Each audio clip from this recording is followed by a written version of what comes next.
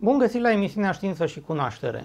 În ultimii 5 ani de existență ai emisiunii, subiectul schimbărilor climatice a fost cel mai puțin explicat și prezentat, deși e mai actual și necesar decât oricând înainte. Dacă lucrurile prezise de profesorul Ball se vor adeveri în viitorul nostru apropiat, atunci această nouă serie de 5 episoade despre știința mediului este mai mult decât necesară. Cele 5 ore de interviu au fost deosebit de tulburătoare. Am rămas uimit de calitatea didactică și pedagogică foarte bună a informațiilor. Ideile sunt prezentate într-o formă interdisciplinară, atât de logică și naturală, încât pur și simplu sfidează acea psihologie de simț comun în baza căreia suntem mai mult sau mai puțin obișnuiți să interpretăm lucrurile și fenomenele care se manifestă în jurul nostru. Discursul în ansamblu al profesorului Ball este expus în cel mai simplu limbaj și cu cea mai elementară logică, astfel încât toți cei care suntem nespecialiști să putem înțelege clima și mediul. Cele 5 ore la care am avut prilejul să asist în luna martie nu sunt lecții academice despre știința mediului accesibile doar celor avansați, ci ele sunt, în primul rând, lecții de viață din care aflăm acele lucruri despre natură, despre mediu și despre sistemele climatice ce își regăsesc utilitatea imediată în necesitățile vieții noastre. Prezentarea domnului profesor este o călătorie interdisciplinară, astfel construită încât e ca și când știința mediului ar fi doar una singură și care se revelează prin fațete distincte, precum cele ale unui diamant bine șlefuit. Data trecută, profesorul Ball a prezentat chestiunea legată de acele urme lăsate de avioane numite dâre de condensare, respectiv dâre de chimicale, și a demolat miturile asociate. Am vorbit despre tornade și uragane, am prezentat cazul Katrina și miturile asociate, iar spre final am abordat și terifianta problemă a proiectului HARP, aflând că de fapt nu are nicio legătură cu experimente de control al minții și nici arme de inginerie meteorologică pentru a se crea furtuni la comandă. Ele au făcut parte din sisteme de comunicații, iar în prezent sunt complet depășite de tehnicile moderne și de consum redus pe care le avem acum la dispoziție. În cel de-al doilea episod al acestei miniserii rezervată schimbărilor climatice, vom discuta despre cutremurele de pământ, valurile tsunami și vom devola miturile și teoriile conspirației asociate acestora. Veți afla detalii puțin cunoscute despre dezastrul natural din Indonezia. În partea a doua a emisiunii vom afla de ce toate ploile sunt acide și nu e nimic rău în aceasta, nu are legătură cu activitatea omului. Apa de ploaie cu pH acid este mai bună pentru plante decât cea pe care o avem la robinet.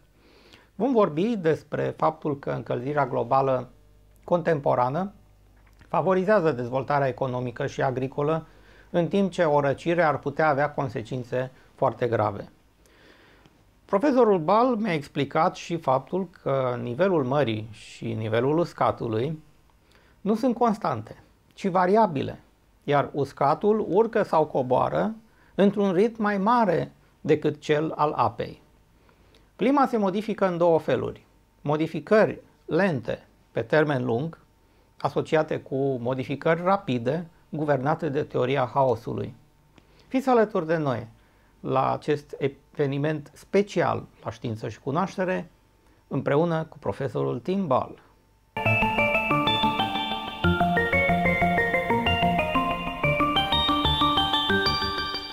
Dear Professor Ball, welcome to our Science and Knowledge TV program in Romania for part 2 of our second interview.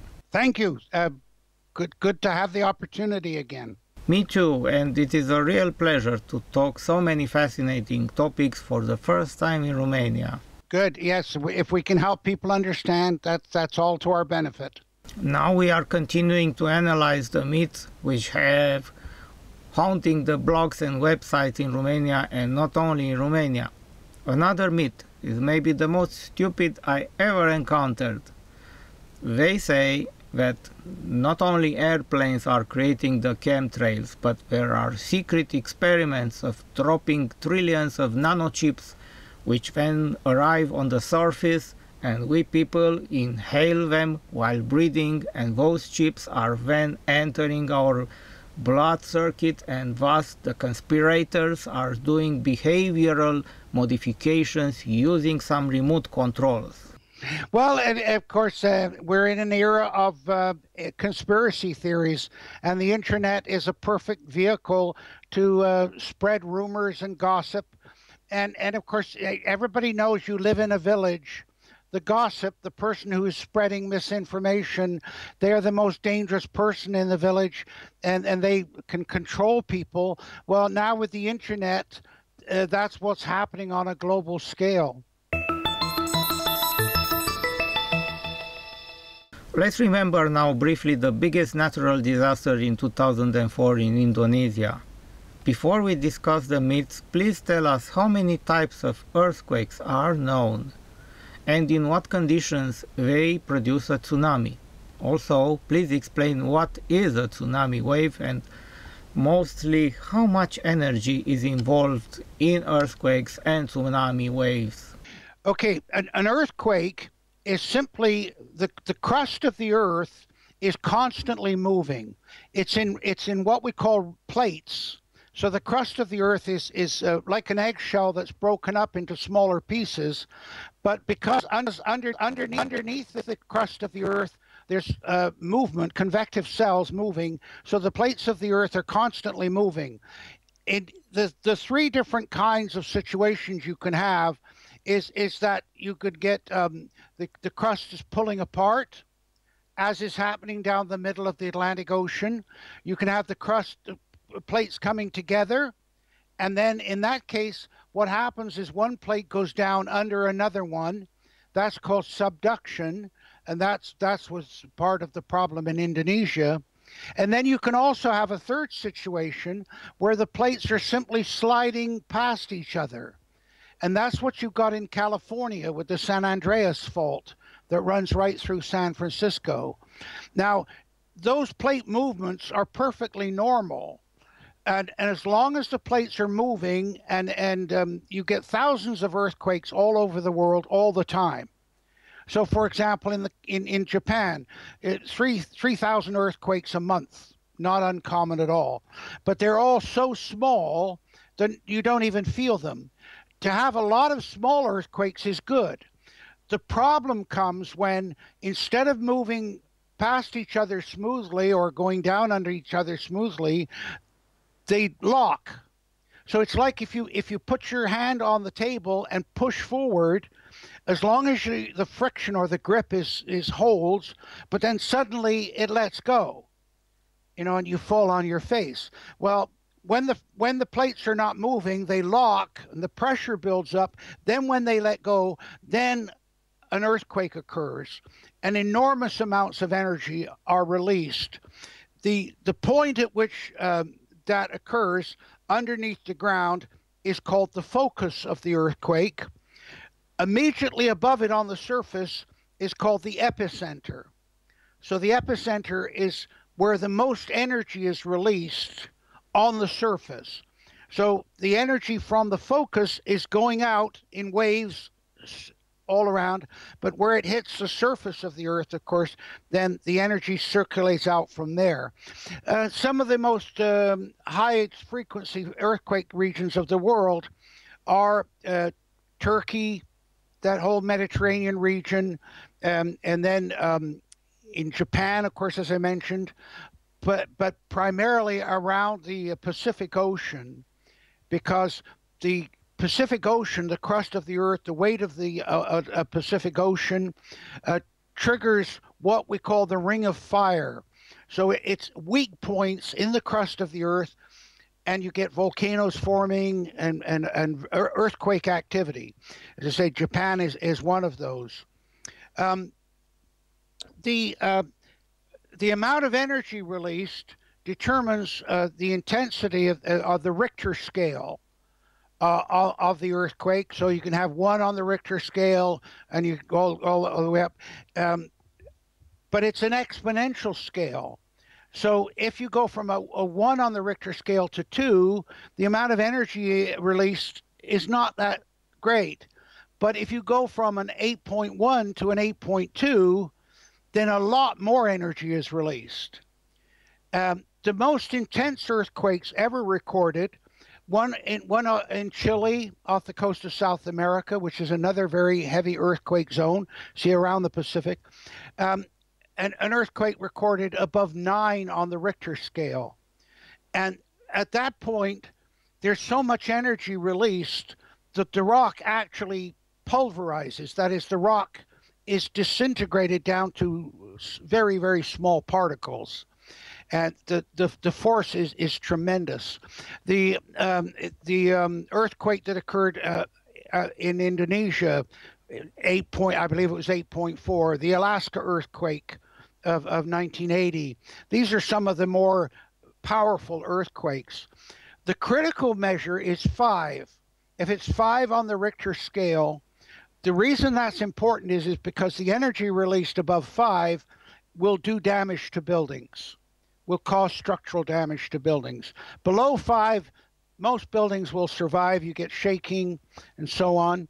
And of course, ironically, in Japan, when they built with wood, a wood frame building is much more flexible, can withstand earthquakes. And they, as I said, there are literally thousands of earthquakes going on all of the time. We know one of the things that we learned, and this is another way that humans can possibly cause dangerous change, but in Denver, Colorado, they would get earthquakes, micro earthquakes all the time. But then the professor that was studying noticed that the number of earthquakes increased and the intensity of them increased. And he couldn't figure out why. And then in one of those, in science, as you know, there are moments when suddenly inspiration or just by chance you stumble upon an answer. The English word for it is serendipity. It's a lovely word. You just by pure, you weren't looking for that, but you found it. It's like with penicillin, you know, when he got the moldy bread and he suddenly discovered that the bacteria around the penicillin were running away from it. But anyway, he discovered that the U.S. Army had to get rid of nerve gas, mustard gas, because of the agreements with the chemical warfare. And so they were pumping the gases with massive amounts of water, 4,000 or 5,000 meters down into the ground. What that was doing was it was causing the plates or the cracks in the earth, the fractures, lubricating them. So it was causing them to move. That increased the number of earthquakes. And of course, it raised the question about, well, maybe if we've got the San Andreas fault where we know that the rocks are locked, if we could lubricate them, we could cause the earthquake to occur. In other words, control it.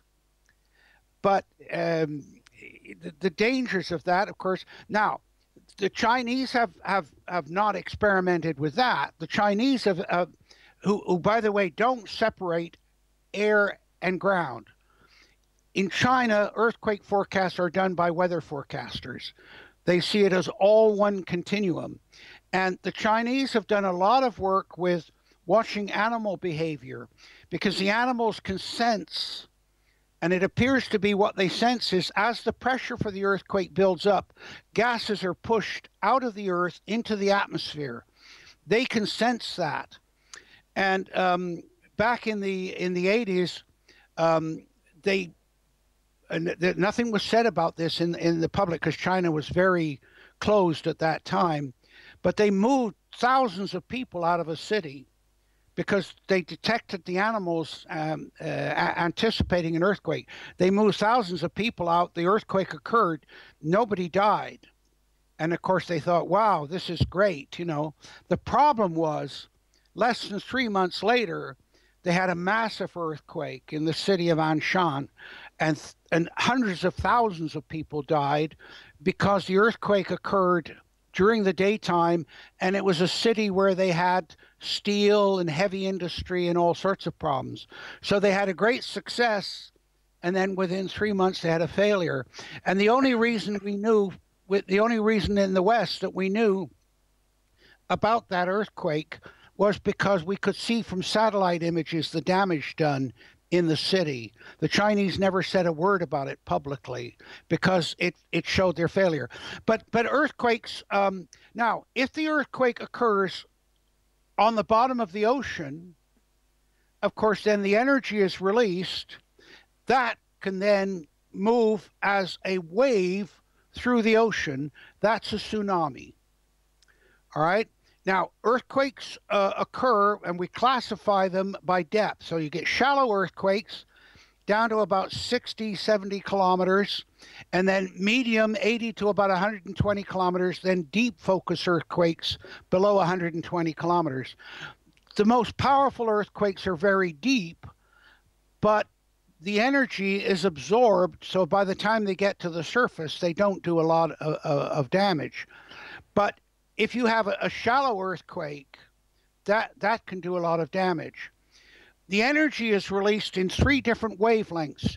You get what the primary wave, the first P wave, as it's called, and it is a push-pull wave. So the ground moves back and forth. And then you get the secondary wave, which is a S for secondary, or sine wave, a rolling motion. That can do a lot of damage because, of course, you can imagine the buildings rocking back and forth. But then you have, in a very, very large earthquake, an L wave, which is a very, very long wave that moves through and does enormous damage and can actually create huge rifts in the crust of the earth. So depending on the type of earthquake, the depth of it, and the situation under the bottom of the ocean, it can trigger tsunamis. And of course, they can detect this. Now, the good news about a tsunami is that its movement through the ocean is relatively slow.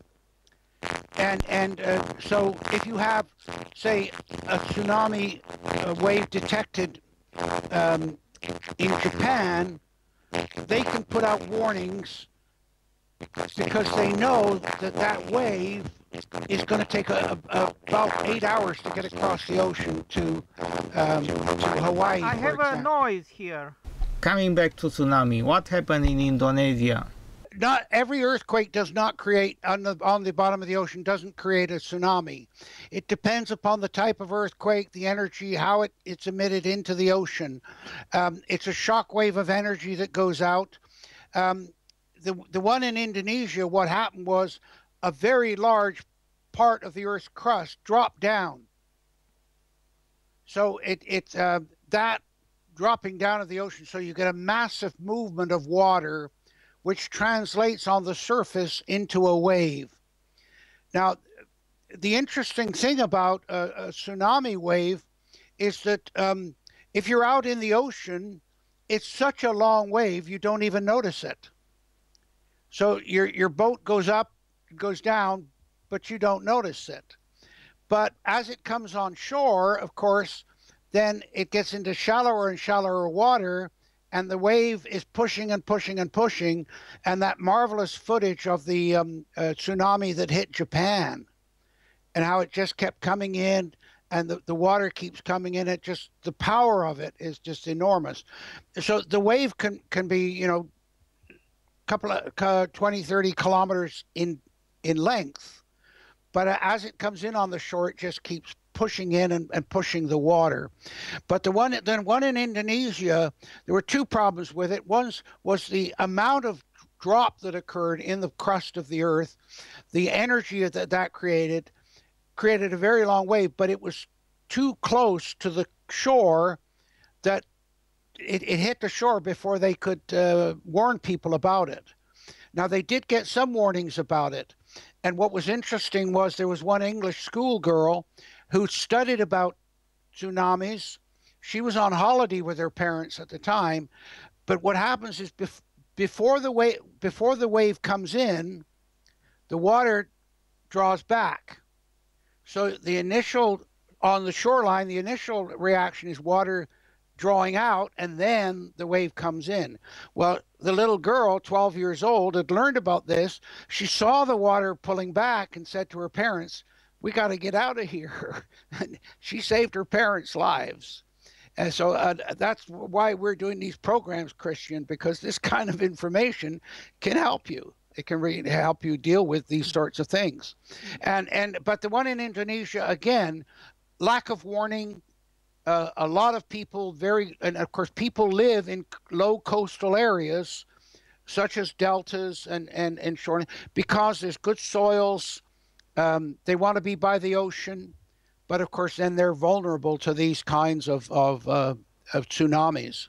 And now comes the myth, because people are scared of natural phenomena. But if a myth is created when fears are exploited, and let me briefly present what the conspiracy theoreticians presented on their stupid blogs and websites.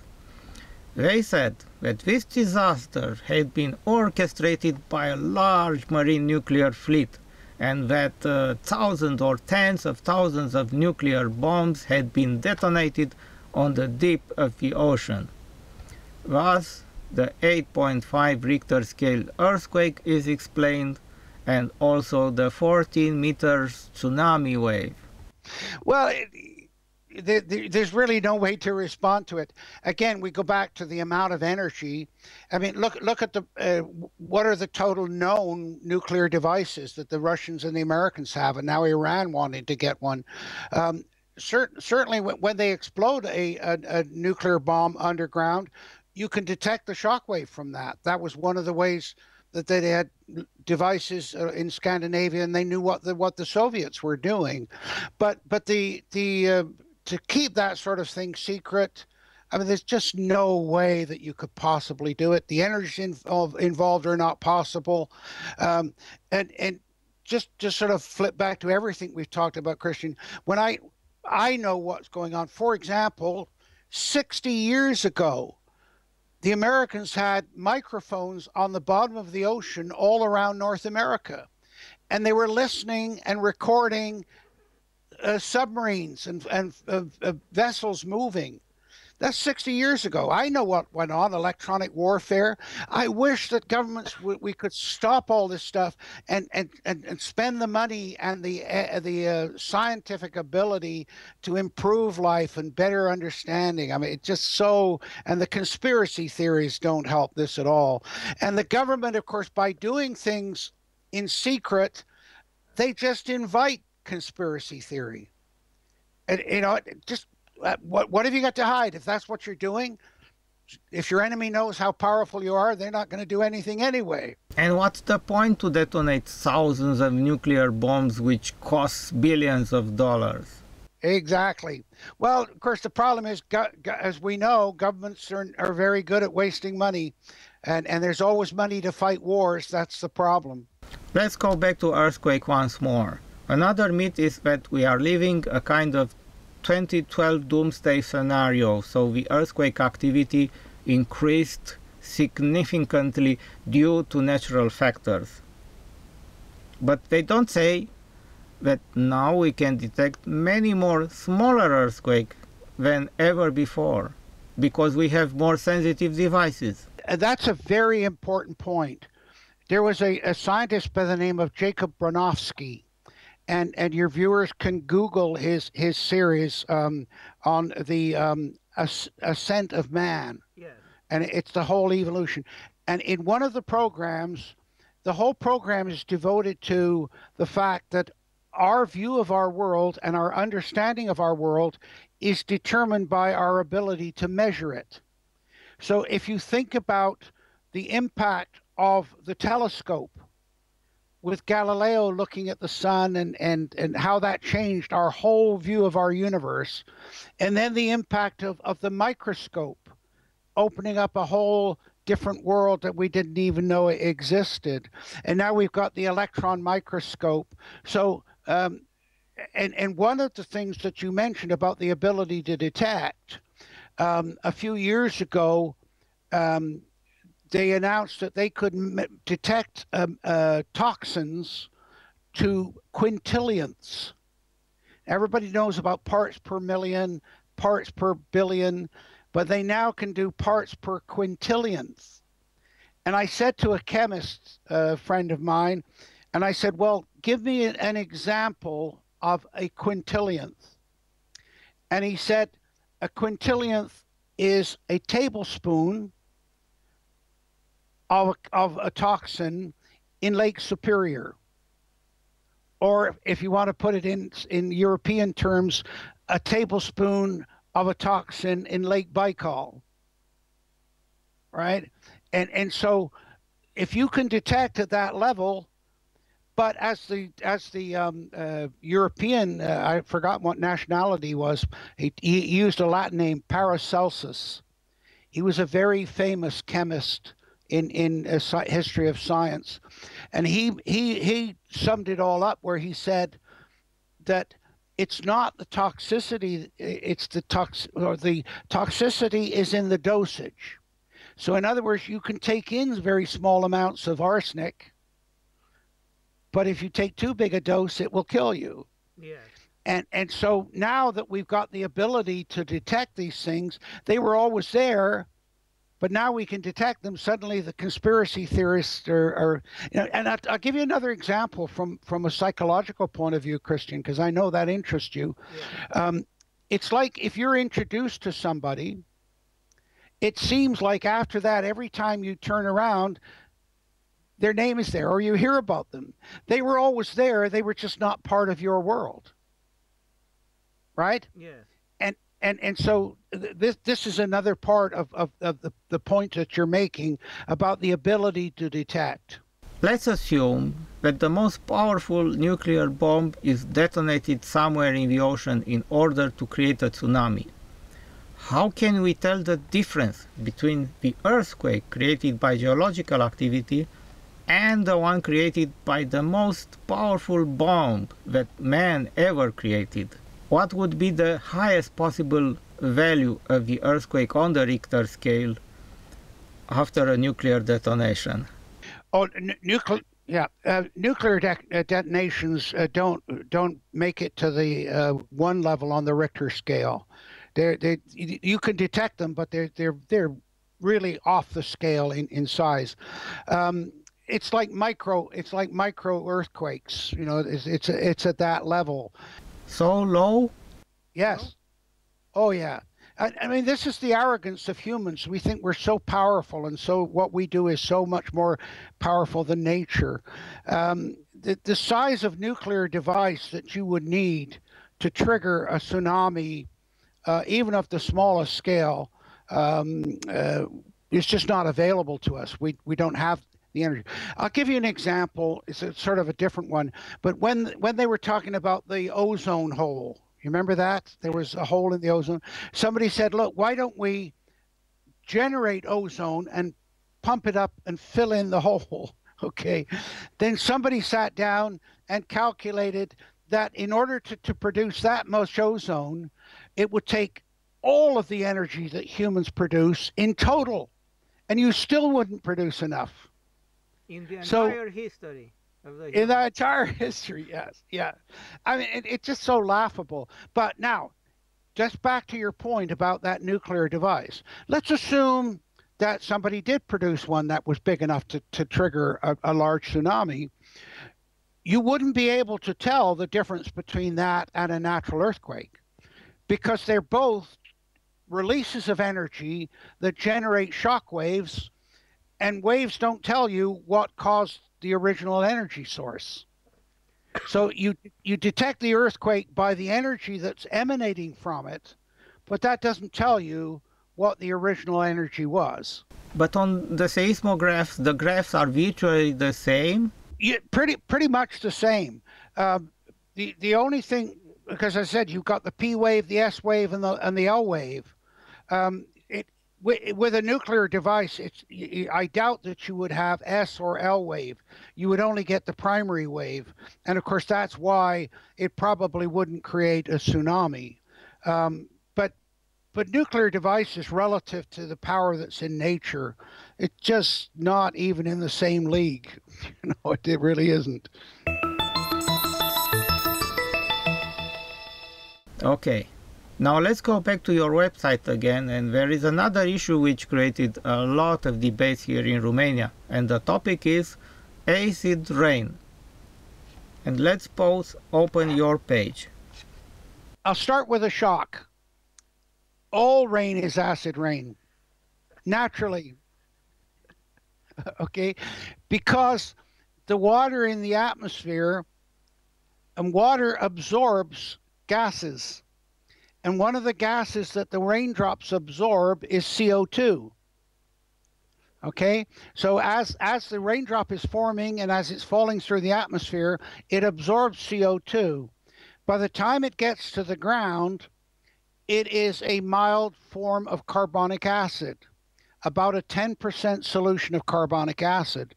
So all rain is, and that, by the way, is why rain on your garden and your fruits and vegetables is more effective than tap water, because the tap water, even though it's water and may have come from rain, when you take water out of the tap and sit it, then the gases go from it. The chlorine and the CO2 go out of it.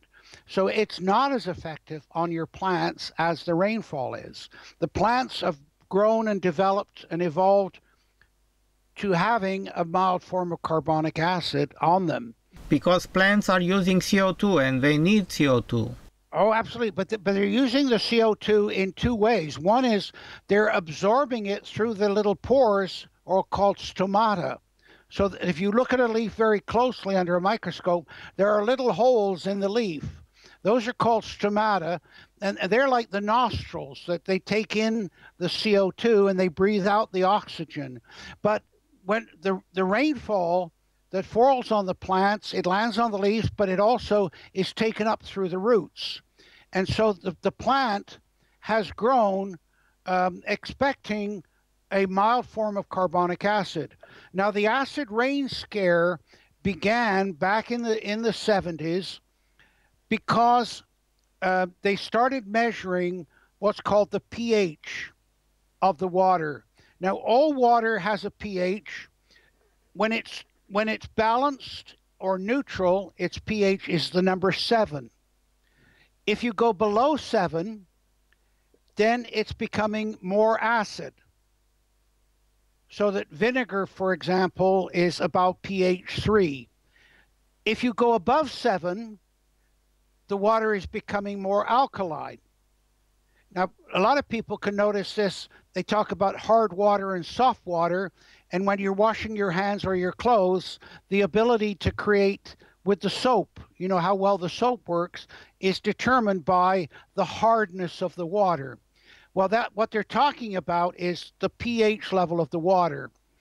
The average rainfall, because it's carbonic acid, it's about between 6 and 7 on the Richter scale. So it's a mild form of acid. But what became the concern was that when you're burning coal and you're putting sulfur and other particles up into the atmosphere, that's then also absorbed by the water in the atmosphere, the raindrops. So if you've got sulfur absorbed into the water or the raindrop, that raindrop now becomes sulfuric acid, which of course is a much more corrosive kind of water. And also the pH of that rainwater is now lowered. And so they were measuring around coal burning plants, they were measuring rainfall with pH levels of 3 and 4, and that was what they called acid rain. And of course, what you got happening was this acid rain absorbed by the plant was killing off the plants. And there were places such as a copper smelter in Sudbury, Ontario, Canada, where they were putting out this, from the smelter, sulfur was going out, and all of the trees downwind were being killed by it. Of course, the minute they realized what the problem was, they put scrubbers in, they stopped emitting the sulfur, and ironically, trees that were quite a long way downwind were growing better because trees need sulfur. And so it was for those trees, again, you see, you're back to that thing about the toxicities in the dosage. So the trees that were getting a little bit of sulfur, and you know, farmers put sulfur on their crops. They put potassium on their crop. They put nitrogen on their crops. But it's what is a good level. So with oxygen, for example, you see athletes and they breathing in oxygen well, at a certain point you can get too much oxygen and that will kill you. So there's always a balance where you're getting not enough or too much. And that was what was going on with the acid rain. There were actually only a very few small areas of the world where the acid rain was a problem. And it created political problems, for example, because Scandinavia were blaming Britain for their coal burning plants causing acid rain in their lakes and killing their forests. There was another one of the big ones was in the Black Forest in Germany. Well, it turned out that wasn't acid rain at all. That in fact, that's been shown to be another of the myths that was created. Because of course, what happens with these things is you don't necessarily need the lunatic conspiracy theorists, but environmentalists will pick up on it. Greenpeace, Sierra Club, oh, that's those humans destroying the planet again. And they create these myths, and by the time, once it's in the public forum, of course, once the lie is told, you can't get it back. And one of the things they do is if they get the first headline, they don't care if the truth comes out later because they know the public will never hear that truth. They want the headline. They want the control. They want to scare people. And the acid rain certainly was in that category, particularly the one in Germany. Next topic is exactly the title of another article from your website. Sensationalist and distorted climate stories increase as climate science failures exposed. Okay, you know, if you start telling a story, and just in ordinary human terms, you start telling a story, and we all tend to exaggerate a bit. If somebody says, oh, well, hold on a minute, that's not true, you've got two choices. You can either say, yeah, you're right, or you can increase the exaggeration, okay? And what happens with these environmental stories is, first of all, they attack you as a person. They say, oh, you don't care about the planet, you don't care about the children, you don't care about the future, or you're paid by some company, an oil company or something like that. Or that you can say, well, no, it's actually worse than we're telling you, right? So you double down, as the English phrase is. And so sensationalism is usually a sign that there is no substance to the original story. And that it happens because you want to scare somebody, and somebody has come along and calmed things down. You lose your power and your control. So you say, no, it's much worse than we're telling you. So that's what sensationalism is about. You also gave an example there on the article, and I quote, if the Greenland ice melted completely, it would drive up the sea levels by an average of 7.2 meters. Well, okay, see, that's another one that is very important, because if you say to people, what's wrong with global warming?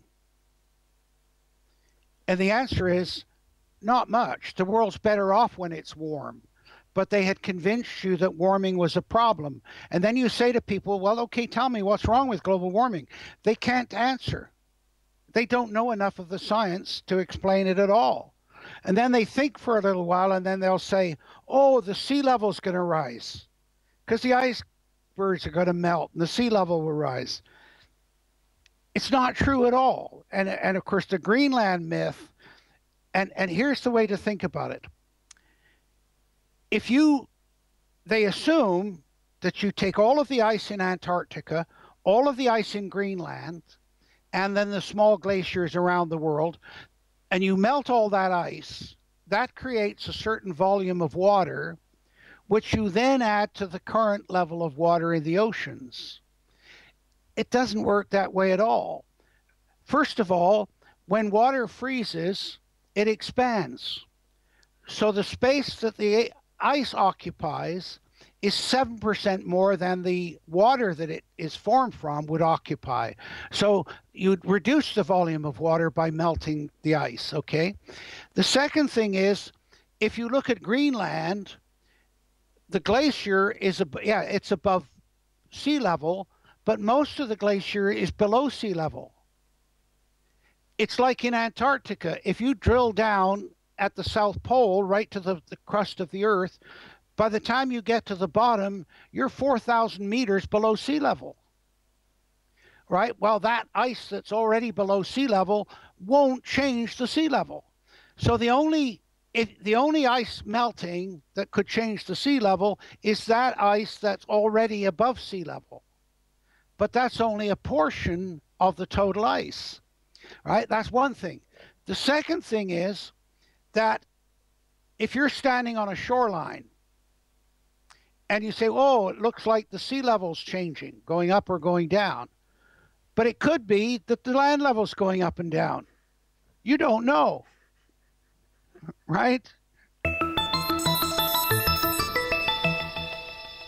And this is, by the way, this is a very important thing in the history of science, Christian. It's called parallax. And here's the simple way for people to understand what I'm talking about. If you hold up your finger and you see your finger with both eyes against the background, now if you close one eye and keep the other one open and then reverse, the finger appears to move. Yes. Right? But what's moved is the position from which you're seeing it. All right. Now, that was important in the history of science because it was the first proof of Copernicus's argument that the Earth goes around the sun. It didn't come until well into the 19th century. And what it was you had the stars out here and then the fixed stars beyond them. And as the Earth went around the sun, when the Earth's on one side of the sun, that's the position of one eye. Okay, when it goes around, that's the position of the second eye.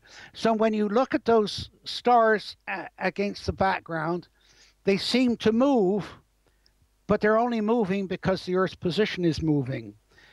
So that was the proof that the Earth was actually going around the sun. About 25% of Europeans still think that the sun goes around the Earth. And 25% of Americans still think that the sun goes around the Earth. Yeah, hard to believe. But you know why? It doesn't matter. It only matters to science. To your, as long as the sun comes up and goes down, what do you care? Right? It's not a problem. So and this is why, I mean, how many people could explain Einstein's theory of relativity? How many of them could even explain Copernicus's, geocentric theory? Very, very few people understand anything about science at all. And for most of their lives, it's not of any consequence. So the fact that Copernicus said, well, the sun's at the center, not the Earth, the only people that were upset were the church. Right? And you know why the church was upset was because Copernicus said the universe is infinite. Right? And then so the church said, well, if the universe is infinite, where's heaven? You haven't left any space for heaven, right? And so Copernicus then became a politician because he said, oh, it's not an infinite distance, it's an immeasurable distance. And he saved his life that way. But this whole idea about what people understand about science.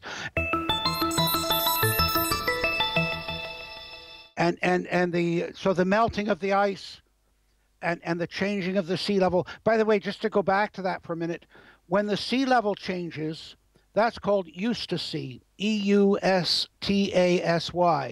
When the land level changes, it's called isostasy, Isostasy. And if you look at Western Europe, when there was a big ice sheet sitting there just 20,000 years ago over Scandinavia and down to the Alps, that pushed the land down. Once that ice is removed, the land rebounds. So what's happening now is the Baltic is getting smaller and shallower every single year.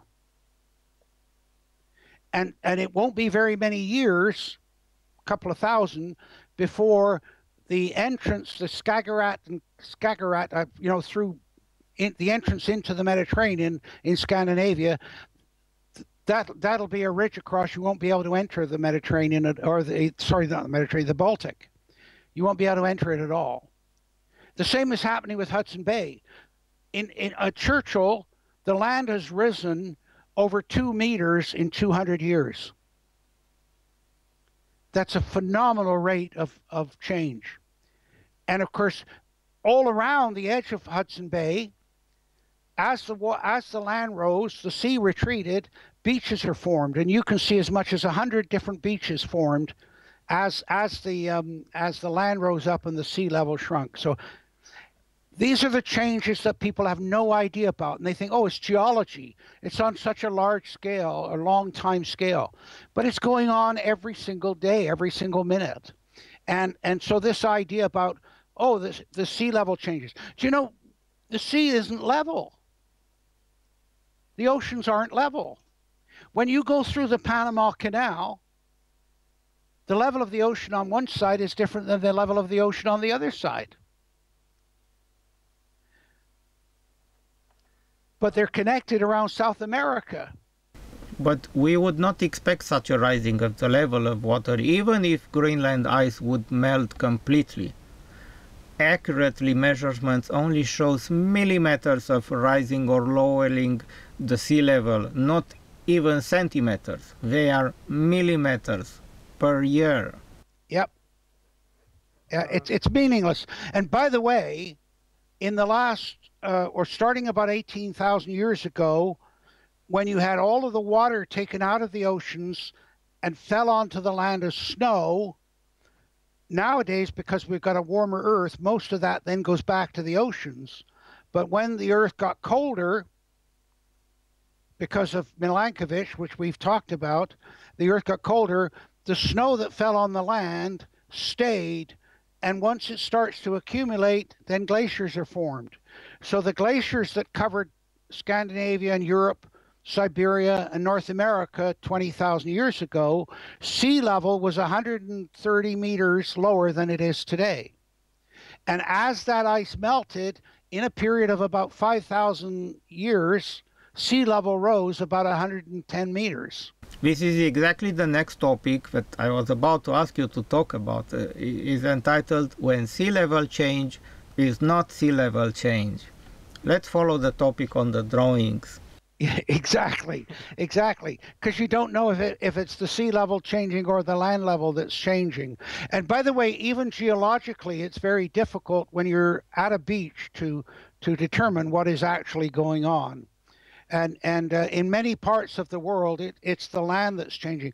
The good example, by the way, is that in the Gulf of Mexico, and they say, oh, the ocean is moving in on the land. Well, New Orleans, there's more flooding there. And that's because the land is sinking. There are some figures published there on the article. Please explain figure number 2. Maps of North America, left 20,000 years ago, right today. Okay. Yeah, oh, I know. Yeah. What that's showing is the coastline of North America 20,000 years ago, when the oceans were 120 meters lower than they are today, and then of course so that's the one on the left. Look at the size of Florida. Look at the size or the shape of the Gulf of Mexico, And then look, the picture on the right is the current situation with the ice melted and the sea level having risen. Now, the diagram below that, by the way, shows the continent, that brown slab. And if you think about that like a pad of foam floating in water, and then you've got the ice sheet on the left-hand side of it, there's two things happening. One is that the foam is pushed down deeper into the ocean crust, but also the crust is the rock is actually deformed. So you've got two things going on. You've got crustal deformation and the isostatic adjustment by that ice sheet being there. But can you explain those arrows, one indicating up and the other one indicating down? Yeah. So if you think of that is a cross section through North America 20,000 years ago. The ice pushed down at B, which meant that C went up. Now the ice is gone, it's going the other way. So that the Hudson Bay is rising up, and the north B is going the opposite direction, C is going down. So C is where the Gulf of Mexico is. So if you're on the coast there at the Gulf of Mexico, you would say, oh, sea level rising because the ocean's coming in. But in fact, it's the land that's sinking. Can you analyze the next figure? Figure number 4, glacial ice, Lake Agassiz. Okay,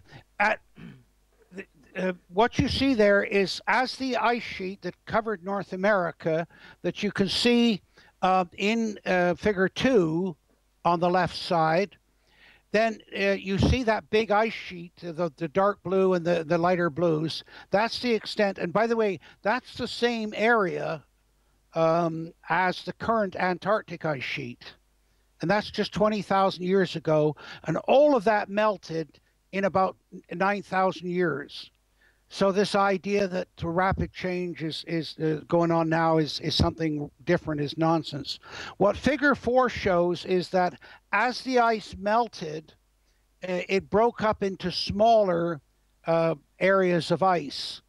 And the water from that ice on the north side was able to flow directly into the oceans. But on the south side, it was trapped by the ice forming the shoreline and the land on the south side, and it created Lake Agassiz, which, as far as we know, is the largest freshwater lake that ever existed.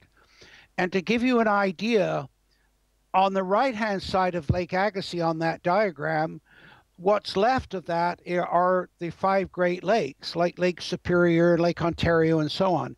Well, if you consider that Lake Superior controls 20% of all the fresh water in the world, it gives you an idea of the size of Lake Agassiz.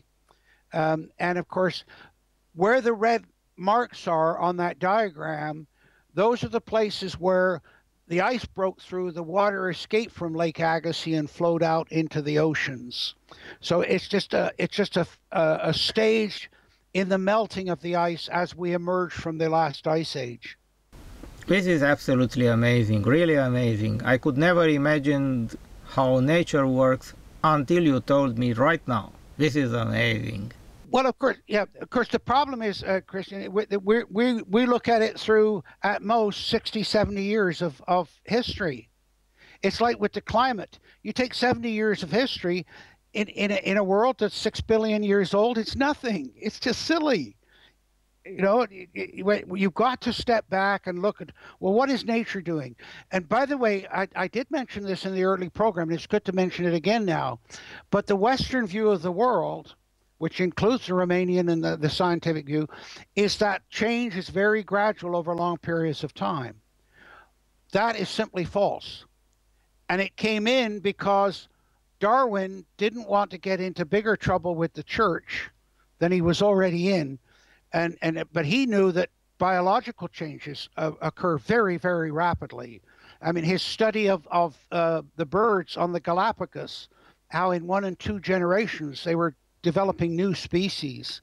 Well, that was completely unacceptable. And so he, along with 2 geologists by the name of Hutton and Playfair, developed what is called uniformitarianism. That is the idea that change is very gradual over long periods of time.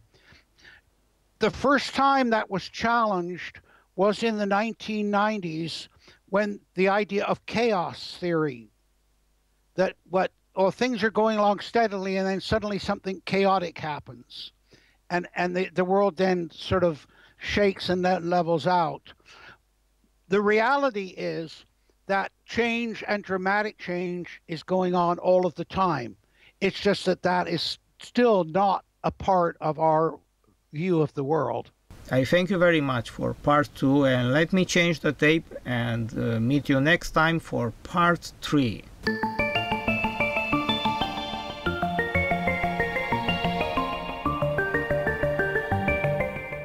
Data viitoare, la episodul al 3-lea despre climă și mediu, vom vorbi despre o descoperire esențială din domeniul astrofizicii care a elucidat misterul apariției norilor, și anume faptul că Pământul este bombardat de radiații cosmice. Apoi veți afla detalii uimitoare legate de climă din perioada ultimei răciri globale, desprinse din picturile medievale europene. Știați faptul că aurorele boreale sunt indicatori climatici? În perioada micii glaciațiuni, acestea au fost aproape inexistente. Vom vorbi despre elemente ce țin de științele agricole și modul în care apa de ploaie pătrunde în sol și, spre final, veți afla un secret legat de modul în care puteți construi și exploata o fântână, astfel încât să aibă apă în permanență sute de ani. Știința este procesul folosit pentru a căuta adevărul și nu este o colecție de adevăruri. De fapt, cel mai bine, știința ar putea fi definită ca o cunoaștere aranjată și clasificată în conformitate cu adevărul, faptele și legile generale ale naturii. Cunoașterea a fost, este și va fi întotdeauna o aventură nesfârșită la marginea incertitudinii. Fiți alături de noi data viitoare la o nouă întâlnire cu știință și cunoaștere.